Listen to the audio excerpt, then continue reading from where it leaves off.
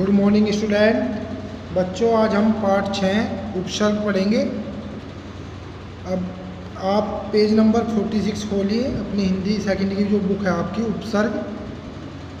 रचना के आधार पर शब्द 3 प्रकार के होते हैं। देखिए, पहले बता रहे हैं रूढ़, यौगिक और योगरूढ़। आपने पढ़े हैं पीछे।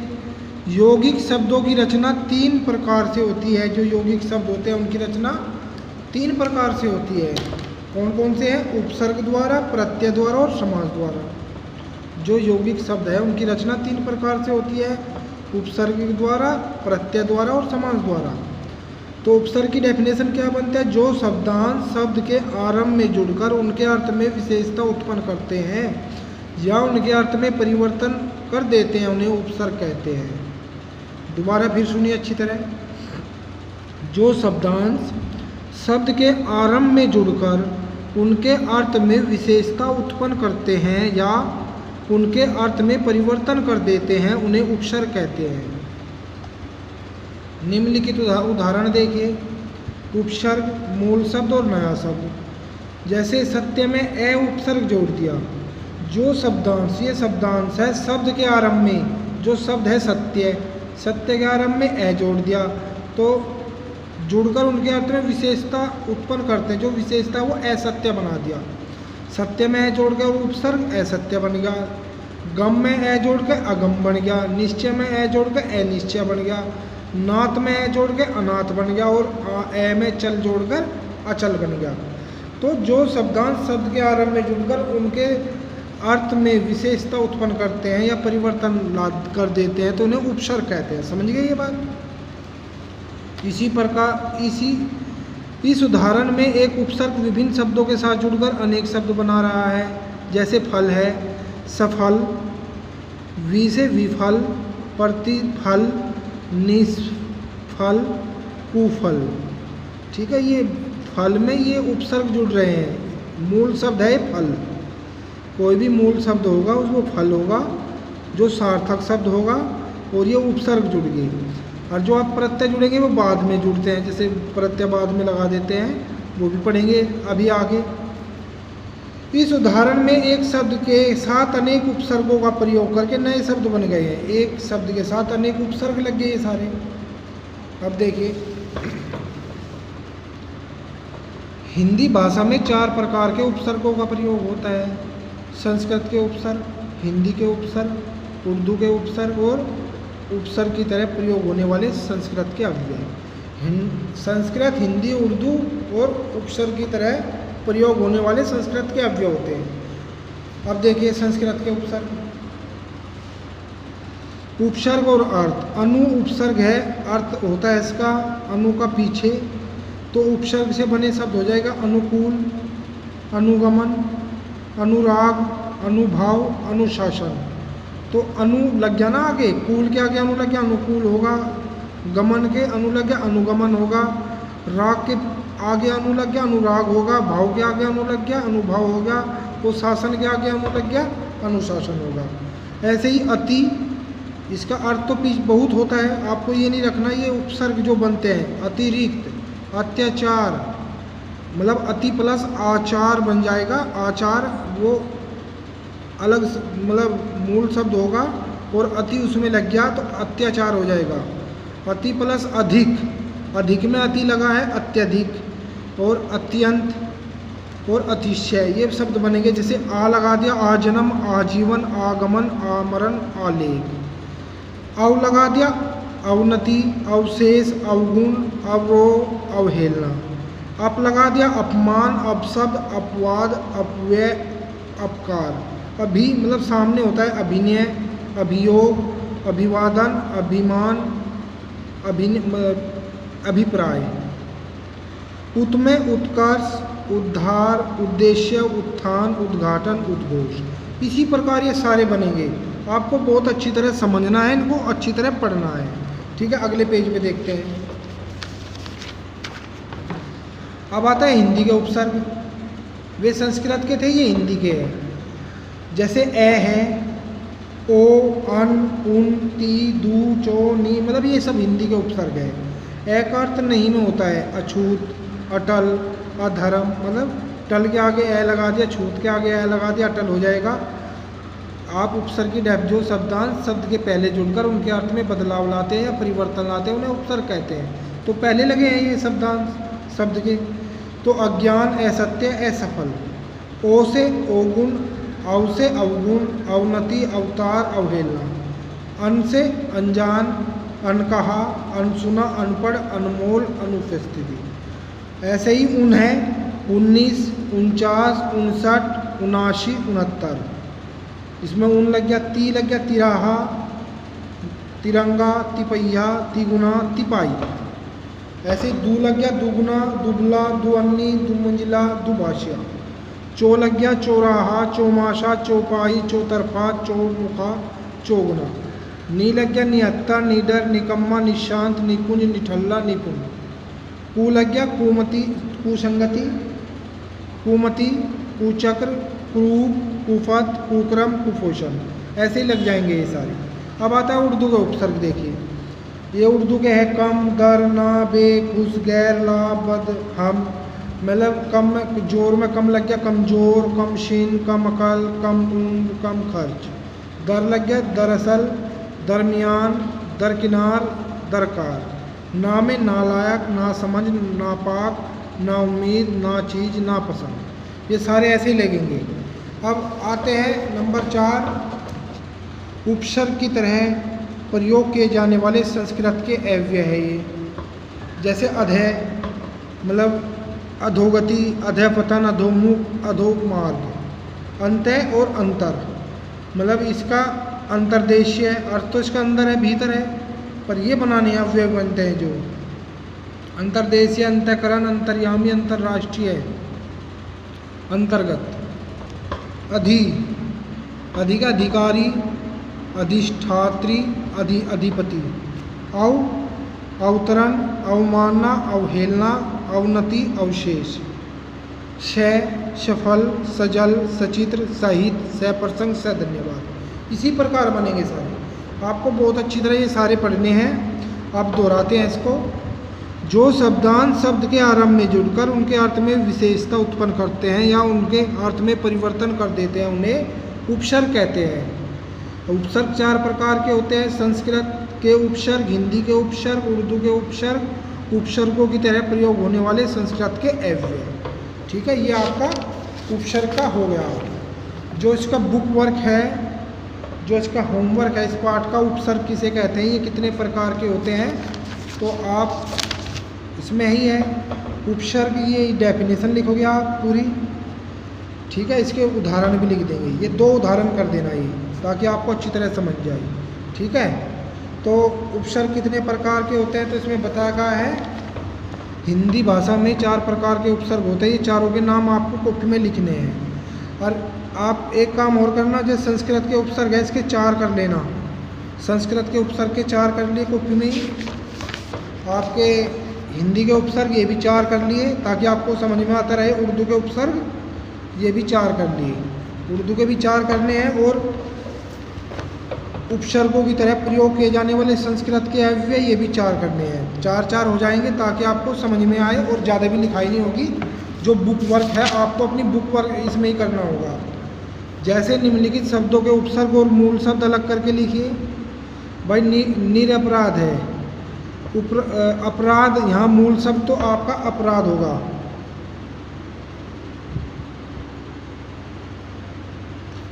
और नीर लग जाएगा उसमें पहले उपसर्ग। क्या उपसर्ग लग जाएगा? नीर। इसमें सबसे आप आगे भी दे सकते हैं। अगर आपने कहीं नीर देखा है, ये देखिए, ये नीर, निरपराध, ये रहा निरपराध। तो आप पीछे से देखकर, अगर कोई में डाउट हो तो पीछे देखकर भी आप कर सकते हैं। ये बुक वर्क आपको खुद करेंगे।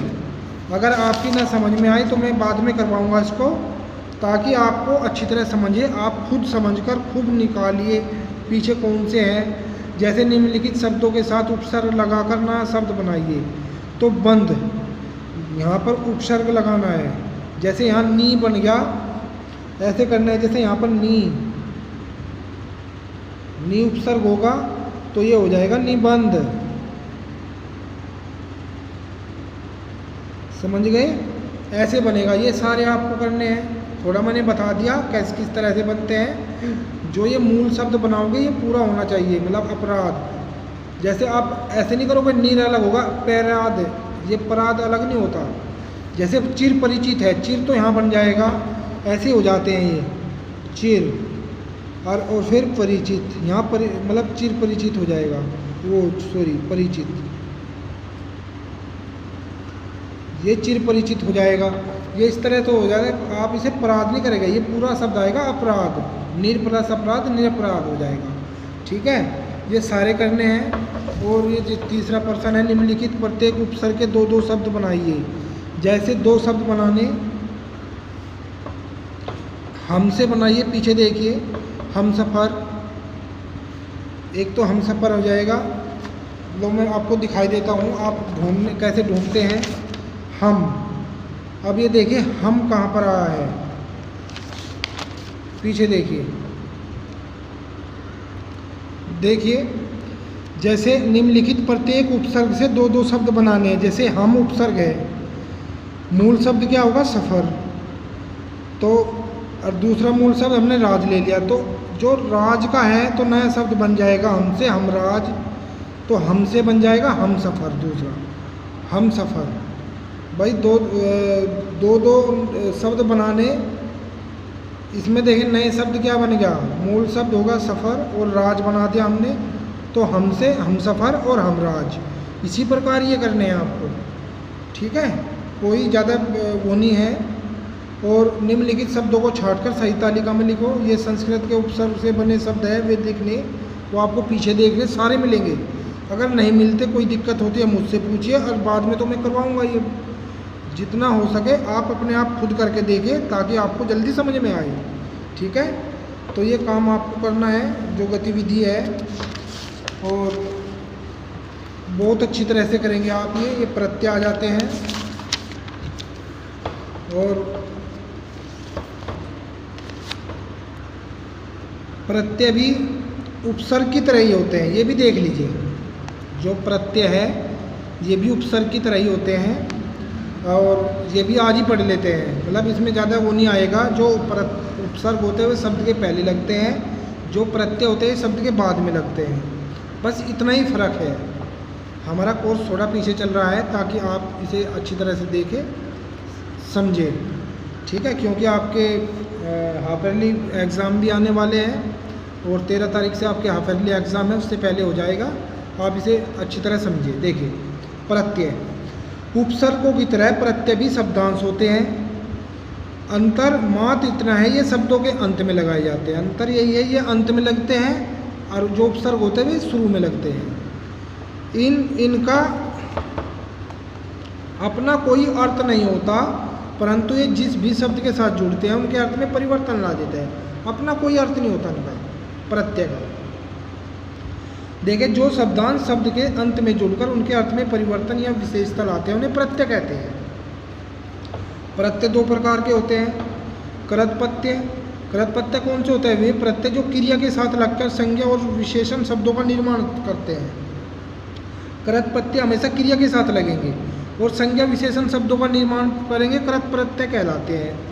संज्ञा शब्दों का निर्माण करने वाले कृतप्रत्यय, जैसे अंत है तो अंत बाद में लेगा, जैसे रट के पीछे अंत लगा दिया रटंत हो जाएगा। रट, गढ़ के आगे अंत लगा दिए गढ़ंत, पढ़ के पीछे लगा दिया पढ़ंत। समझ गए? ये जैसे रटंत, गढ़ंत, पढ़ंत, समझना इनको। ये क्रिया धातु रूप है, इनका कोई अपना अर्थ तो होता नहीं, पर उसके साथ मिलकर उनके अर्थ में विशेषता उत्पन्न ला देते हैं। जैसे अक है, लेख प्लस अक लेखक, पट प्लस अक पाठक, गान प्लस अक गायक, घाव प्लस अक घावक, और पाल प्लस अक पालक। ऐसे अन है, मतलब सहन, सह में अन लगा दिया सहन, गम में अन लगा दिया गमन, मोह में अन लगा दिया मोहन, पट में अन लगा दिया पठन, भक्ष में भक्षण, झाड़ में झाड़न।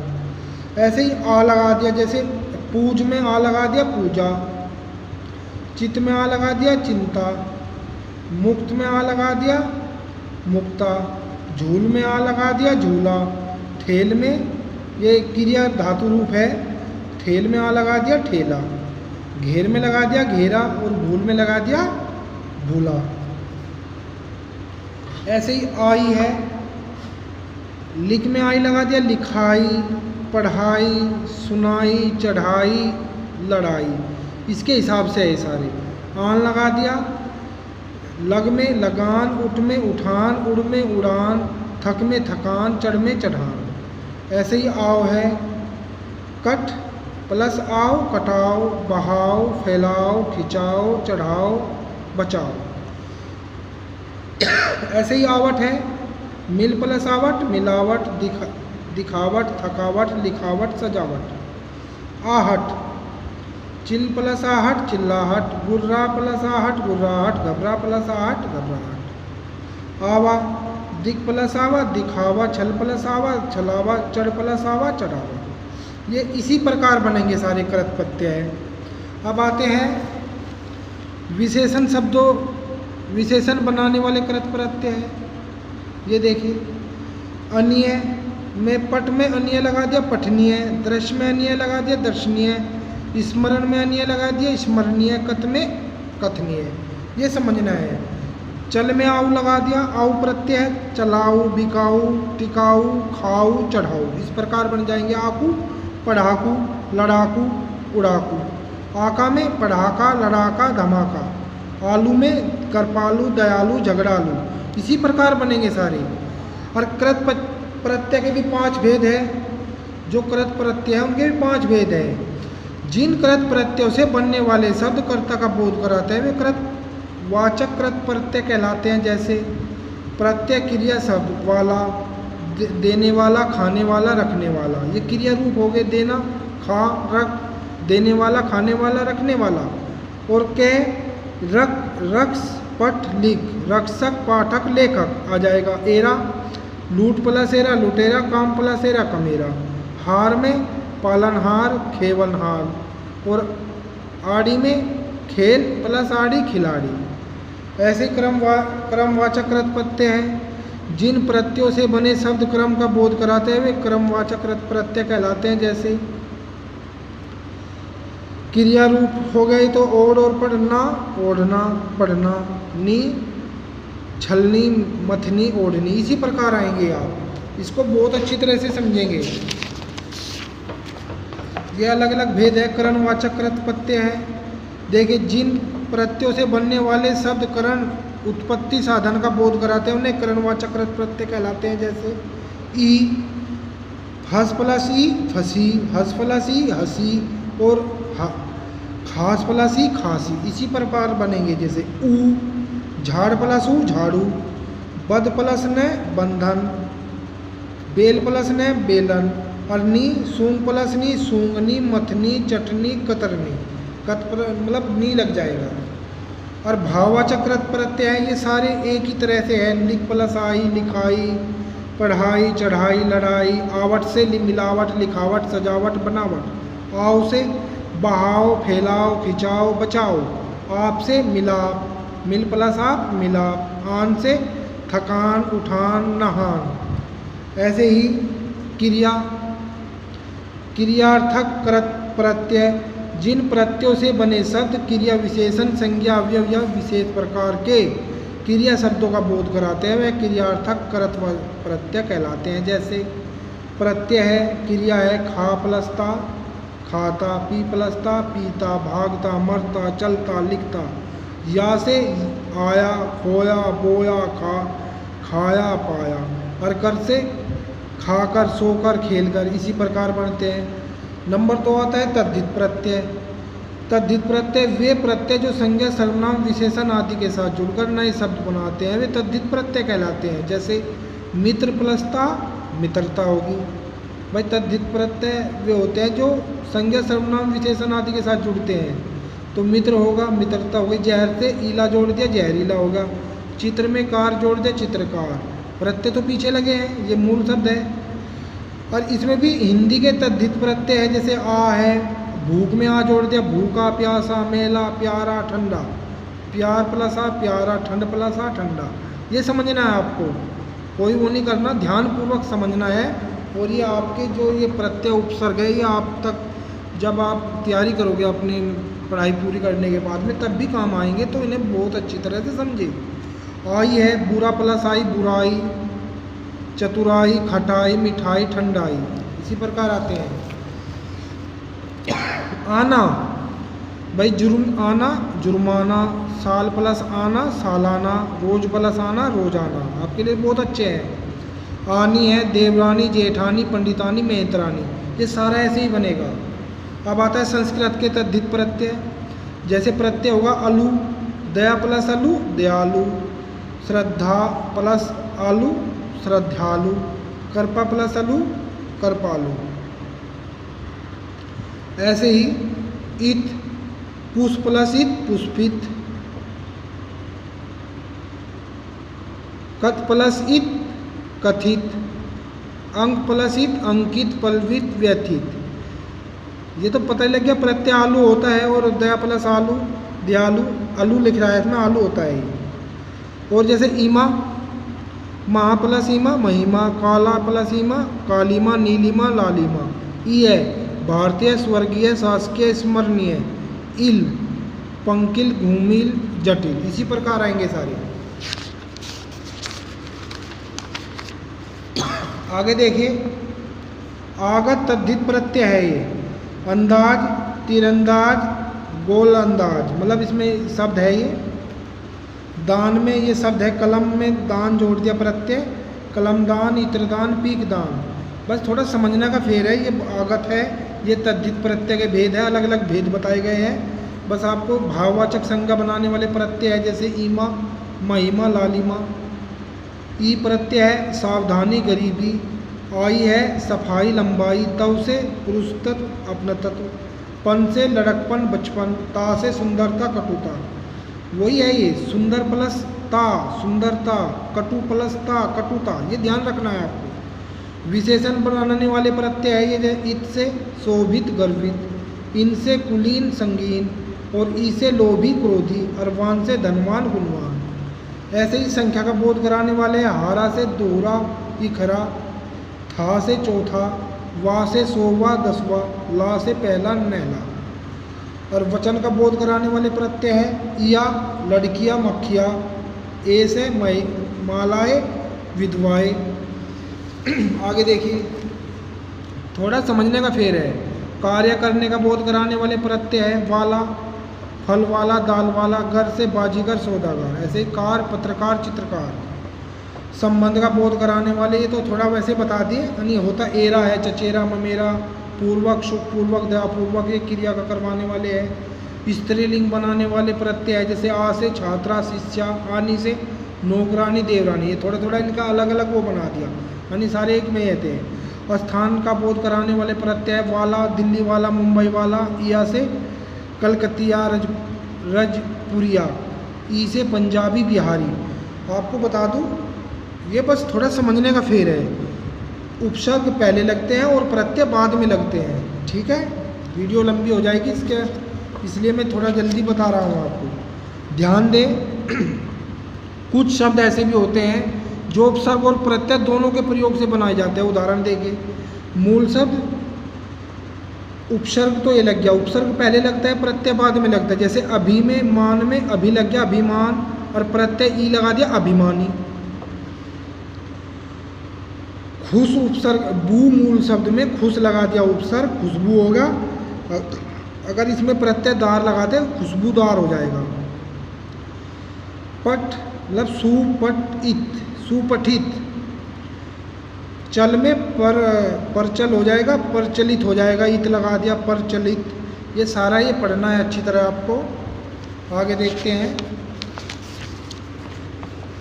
अब देखिए, धर्म है, धर्म में है लगा दिया उपसर्ग और इक लगा दिया प्रत्यय, तो अधार्मिक हो जाएगा। स्मरण में वी उपसर्ग लगा दिया, ये प्रत्यय लगा दिया, विस्मरणीय हो जाएगा। करण में अनु उपसर्ग लगा दिया और ये प्रत्यय लगा दिया, तो ये हो जाएगा अनुकरणीय।